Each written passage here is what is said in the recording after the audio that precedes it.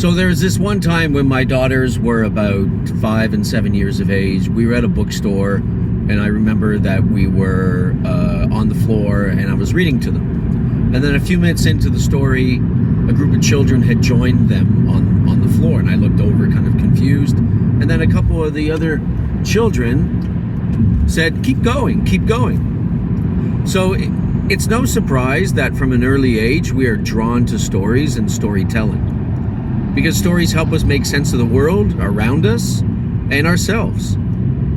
Hi everyone, my name is Sean O'Keefe, and I'm very excited to be here today. This is something that I've been working on for what seems a lifetime. So I'm here today to tell you that your story can change the world. How your story can change the world. That's right. So it was summer, and I was 9.5 years old. 9 3/4 years old, to be exact. Because remember, at that age, you always want to round up to the next year as often as you can. And he was someone that my parents loved, and he was someone that I looked up to. He was much older than I was. So when he asked me to wrestle, of course I said yes. As a child, when someone older asks you to play with them, of course, what could go wrong? What did I have to fear? So it was awkward at first, uncomfortable, but he said I would enjoy it. He said he loved me. What's not to believe? So this went on for the summer, and then it was Labor Day weekend. We were at my parents' home, and my mom was in the kitchen. And I looked at him and I said, let's wrestle. And he kind of shooed me away, and his face changed, kind of got mad, and things changed after that. He stopped coming around. I didn't see him as often. And it was confusing at first. And what I've come to understand since then is that it wasn't love. It was abuse. And it wasn't sex, but in fact it was rape. And for many years, I called it sex. I also called and labeled what we had a relationship. But it wasn't that. It was predatory behavior, it was grooming, and it was abuse. And the media spends a great deal of time focusing on the event of the abuse and very little time focusing on the collateral damage that the abuse leaves in its wake. And what I didn't understand is how that collateral damage was a ticking time bomb that would eventually go off inside of me. So maybe a year after this happened, I started to act out in ways that I didn't understand. I even started to stutter. And that, for those of you who don't know, stuttering,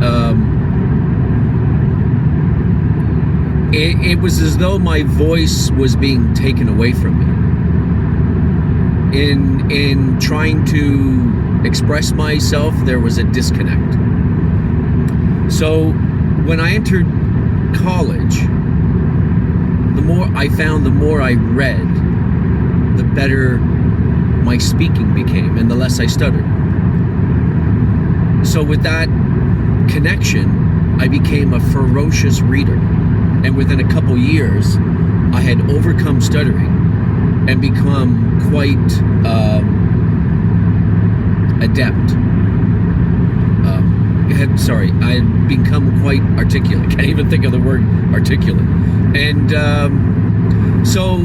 and one of the things that I gravitated towards when I was reading was philosophy. And for someone like me who spends a lot of time in their head,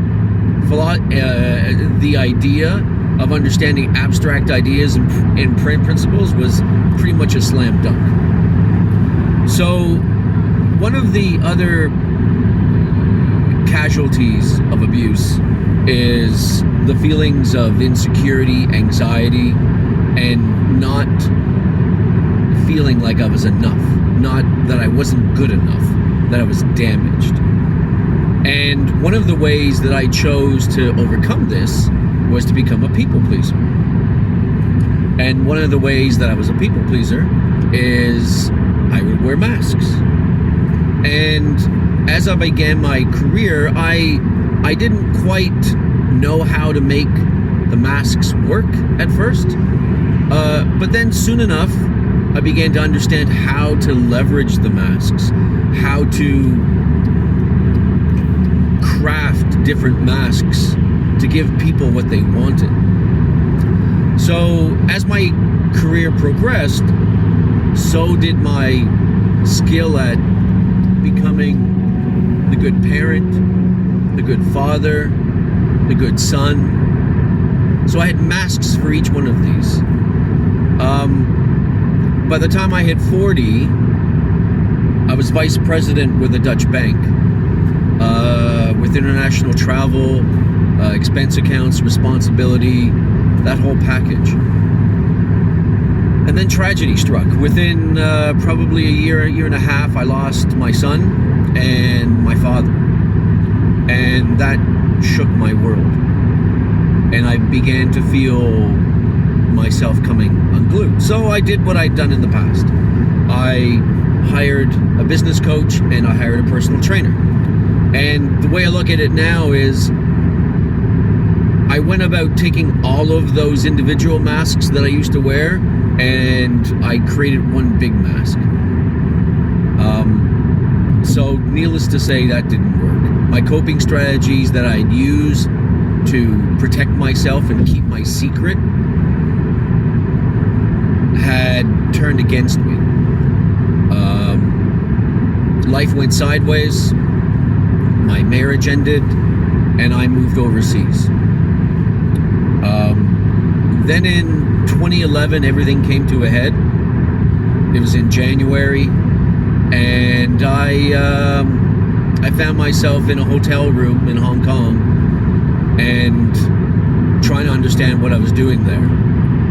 And I finally made the connection between everything that had happened from the time that I was 9 3/4 until now, and recognized that I needed to change things.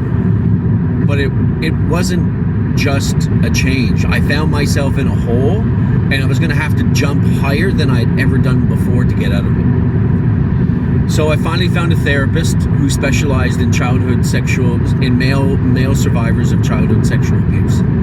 And I started my journey. Shortly after that, she encouraged me to join a group of other male survivors to help me unpack all of the trauma that existed. And it was difficult at first. Revealing what had happened to me in front of a group of other men was challenging at first and incredibly healing in the end. And what that group did is it helped me access and unpack the shame and guilt that I'd been carrying around. It didn't solve my problems, it helped me to access the root of the problem. And by entering into a territory that I'd resisted my entire life, by accessing vulnerability, I was able to heal. But then a strange thing happened. After I removed all the masks, I didn't know who I was. And it was terrifying. As an adult, to not recognize and not know who you are. So it wasn't about putting the pieces back together. It was trying to examine what all the pieces meant and to make something new out of it. So I embarked on a journey of discovery, trying to learn who I was again. And that journey included attending retreats and workshops, both here in Canada and in the States. I even went to Thailand and spent a couple of weeks in a monastery meditating. I threw myself into anything I possibly could. And in the end, I think I found what I was looking for. And then in 2014, with the help of Abuse Hurts Canada, I started up a group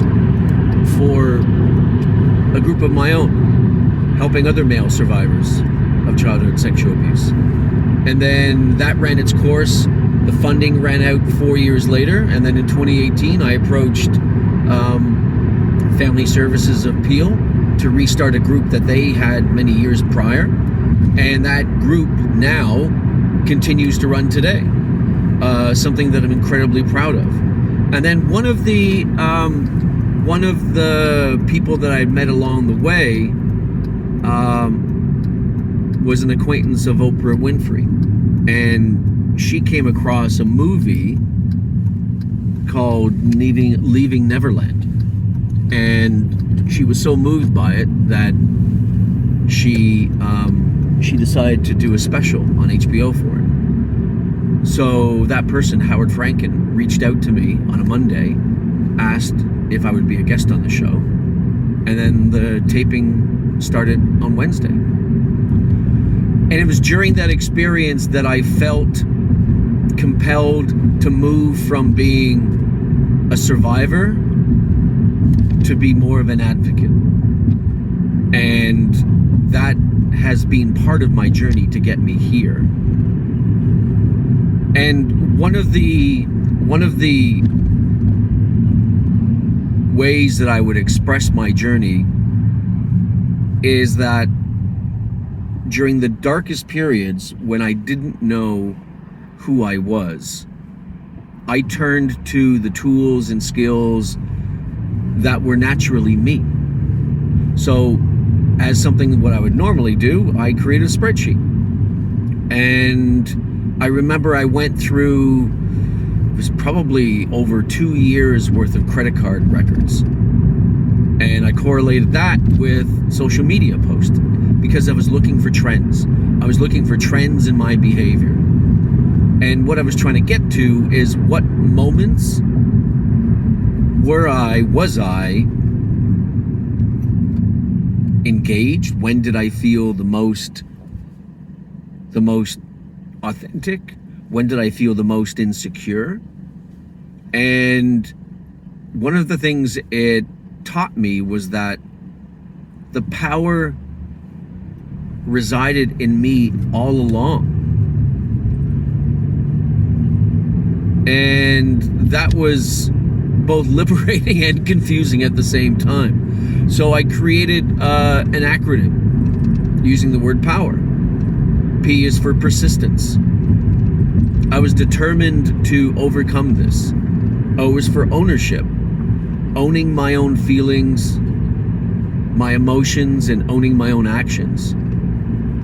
The willingness to change and evolve is critical to any journey, especially one where you're breaking open past behaviors and examining who you are in a different light. And I had to evolve. I'm no longer the person that I was 10 years ago. And with responsibility, with great power comes great responsibility. I no longer was a passive survivor. I'm now an active advocate for male survivors, which is why I'm here speaking to you today. So thank you.